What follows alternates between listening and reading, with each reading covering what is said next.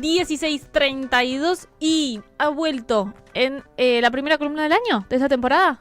Es la primera columna del año, exactamente. Me encanta. Volvió, un día volvió. Y un día volvió la columna de doctrinaria, le voy a decir, porque todavía no ha habido cambio de nombre. No, la columna doctrinaria es un nombre permanente. Es un nombre permanente, me encanta. Santiago Sorey con su columna doctrinaria del mes. Bueno, exactamente. ¿Cómo están? Bueno, acá estamos desarrollando la primera de las columnas que vamos a hacer este año. Para pensar un poco algo que ya veníamos un poco esbozando el año pasado, que tiene que ver con las preguntas sobre el peronismo de hoy, ¿no? Las ideas, digamos, que surgen en el peronismo y algunos de los debates que surgen hacia el interior. Bueno, muy en la coyuntura uno ve, digamos, que ya hace tiempo se desarrolla en el peronismo una discusión entre distintos espacios, ¿no? Respecto a crisis podría definirse como una crisis de conducción, como una crisis de liderazgo, como discusiones entre distintas partes del movimiento. Bueno, están, ¿no?, el espacio de Kicillof, está el espacio de Cristina, está el espacio también de Guillermo Moreno, digamos, y de alguna manera surge a partir de toda la crisis del peronismo, sobre todo a partir de la derrota frente a Milei, toda esta fragmentación y discusiones sobre bueno, dónde está la conducción del peronismo hoy, qué pasa con todos estos espacios.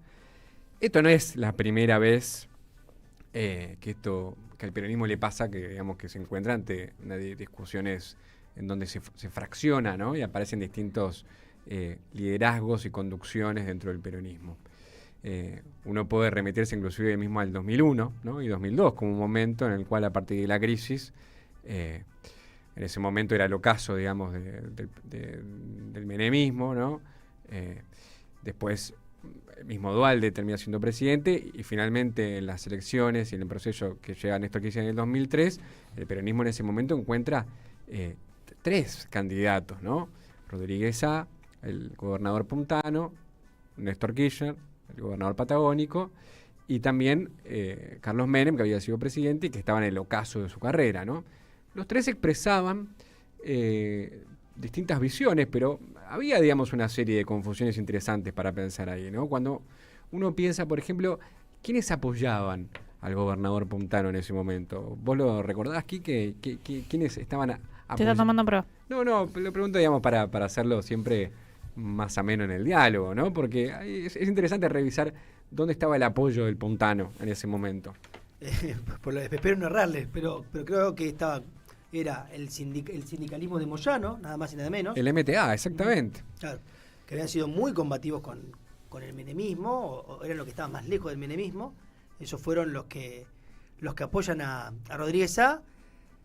Hay un sector, movimientos sociales y un sector más, bueno, por supuesto, Duhalde, y los sindicatos más periféricos, si se quiere, la CGT, van con Kirchner, y después, bueno, como el sindicalismo más más tradicional o más conservador, no sé cómo llamarlo, está dentro del armado de Menem.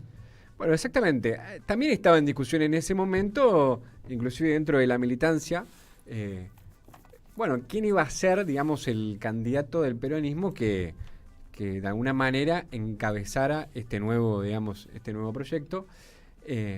Inclusive, ustedes no sé si recuerdan, el año pasado hablamos de un espacio, digamos, de peronistas, de economistas peronistas que habían cuestionado la convertibilidad. Entre ellos estaba Eduardo Setti, estaban Guillermo Moreno, Curia también.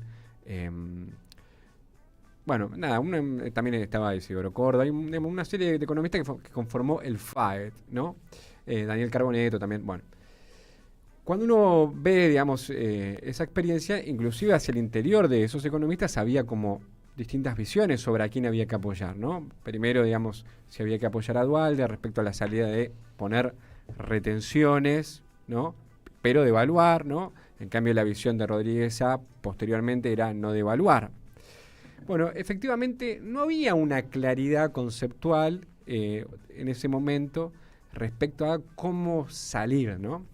Hay una discusión muy interesante que cuenta el ex secretario de Comercio, Guillermo Moreno, cuando cuenta sobre su encuentro con Néstor Kirchner en la casa de Santa Cruz, en el cual dialogan por primera vez allá por principios de 2003 sobre cuál había sido el problema de la convertibilidad.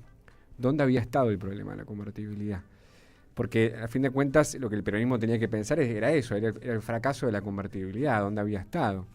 Y si bien había dirigentes que ya venían advirtiendo la salida de la convertibilidad, como Duhalde, que lo venía diciendo desde el 95, Kirchner todavía no estaba, digamos, en eso. Ahí, digamos, se empieza a iniciar el cambio conceptual de Néstor Kirchner, en el cual él en un momento dice que el problema había sido el déficit fiscal, ¿no? Por otro lado, la visión de Moreno en ese momento se le contrapone y dice, no, digamos, si pensamos que ese va a ser el problema, es un tema también, porque el problema tiene que ver con la baja competitividad que tenía el entramado productivo y la falta de dólares en torno a la imposibilidad de conseguir más dólares por la baja competitividad. Chiquito, cortita del pie, discusión que hoy es exactamente la misma, que es el actual modelo económico, después lo charlaremos con Caro, que tiene superávit fiscal, pero tiene un problema claro de competitividad de la economía basado en un dólar tremendamente atrasado, similar, si se quiere, a lo que era la convertibilidad. Entonces, ¿cuál es el problema o la virtud de este modelo? Sí, tener superávit te alcanza, y en definitiva es ese el corazón de todo el esquema económico, o si vos tenés que discutir una cuestión más integral, pero donde la competitividad, la rentabilidad de las empresas estén en discusión, y hoy eso está muy en debate sobre el tipo de cambio, que es un debate actual y es un debate que se dio durante todos los 90, si el tipo de cambio tan atrasado no era perjudicial para las empresas. Por eso es interesante esto que señalás también, porque tiene que ver, bueno, con las visiones de un peronismo industrialista, ¿no? Que empieza a surgir ahí.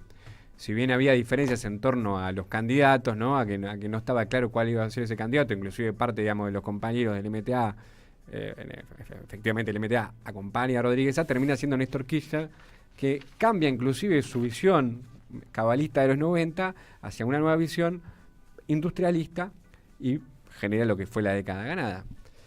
¿Por qué retrotraigo todo esto, digamos, para pensar el peronismo hoy? Porque así arrancamos la columna doctrinaria respecto a estas a cuáles son los distintos espacios del peronismo hoy.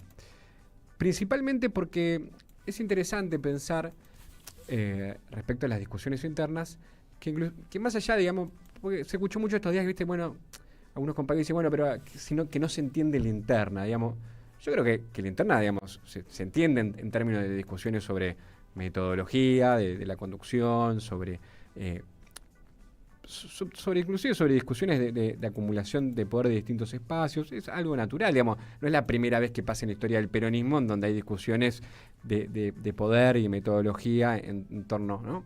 Unos, por ejemplo, si se retrotrae a los 70, por ejemplo, cuando habla, por ejemplo, de montoneros, siempre es un tema que trabajó mucho el compañero Aldo Dusdevich en su libro Los montoneros que se quedaron con Perón. Él dice, bueno, en un momento Firmenich trae, digamos, con esto del mamotreto, las diferencias que tenían con Perón en términos ideológicos. Ahí había como una mezcla, ¿no? Como, por un lado había como una interna de poder, pero por otro lado también había una interna conceptual respecto a que, no, Perón es la comunidad organizada y nosotros me parece que creemos en la lucha de clases, ¿no? Tenían un bagaje leninista, bueno. Hay algo, digamos, de todas estas discusiones ideológicas que existieron en el peronismo que es importante retomar hoy. ¿Por qué digo esto? Porque de alguna manera, si bien es comprensible, natural que haya internas sobre discusiones de poder dentro del peronismo, por el momento en que se da, digamos, en la historia del peronismo, con un nivel de crisis de lo que fue la experiencia del Frente de Todos, y el nivel de crisis de proyecto y la falta de proyecto que fue la experiencia Frente Todista, hoy la necesidad de hacer mucho hincapié sobre cuál es el proyecto, digamos, de nación que tiene que retomar el peronismo, obliga a que las internas de alguna manera estén vinculadas a esa discusión, digamos. Y no me refiero solamente al proyecto económico, me refiero a toda la unidad de concepción, digamos, que tiene que volver al peronismo, ¿no? Esto me refiero, digamos, no solo en economía, ¿no? En defensa, en cultura, en educación, en la concepción misma, digamos, de la cabeza del peronismo. El otro día estaba escuchando al expresidente Alberto Fernández diciendo que los peronistas teníamos que saber que en realidad eran más los antiperonistas que los peronistas, digamos. Esa barbaridad que dijo el expresidente para mí expresa algo, digamos, de todos estos problemas que estamos hablando. hay que cambiar la cabeza, digamos, porque hay toda una cabeza, digamos, de Alberto ahí casi poniéndose como en un lugar de víctima, ¿no? Del pobre peronismo, ¿no? Que somos menos. Está claro que Perón nunca pensó el peronismo de esa manera, está claro que el peronismo nunca fue eso, ¿no? Por eso no tiene que ver solo con pensar el tema del proyecto económico, es cambiar la cabeza, ¿no? Por eso, de alguna manera, yo creo que lo que sucede hoy, digamos, para pensar esto, discusiones sobre la interna, no es que no se entienda, digamos, como dicen algunos compañeros, sino que hay que hacer mucho hincapié en cuál va a ser el proyecto de país, digamos, el proyecto de nación que se viene, ¿no? En el caso de que el peronismo tenga la oportunidad de vuelta, ¿no? De regresar al gobierno. Y ese regreso tiene que estar muy fundamentado porque hay una sensibilidad muy grande en el pueblo respecto a esta crisis conceptual, digamos, del peronismo. El Frente de Todos fue muy repudiado en torno a esto, ¿no? No perdimos con cualquiera, ¿no? Perdimos con Milei, digamos, eso también indica, digamos, algo muy fuerte.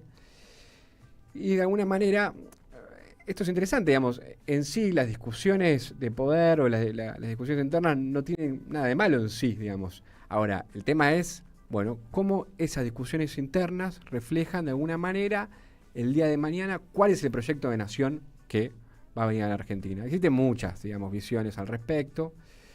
A mí, yo siempre traigo les quería traer este pequeño librito escrito por el ex secretario de Comercio, Peronismo Hoy, la organización.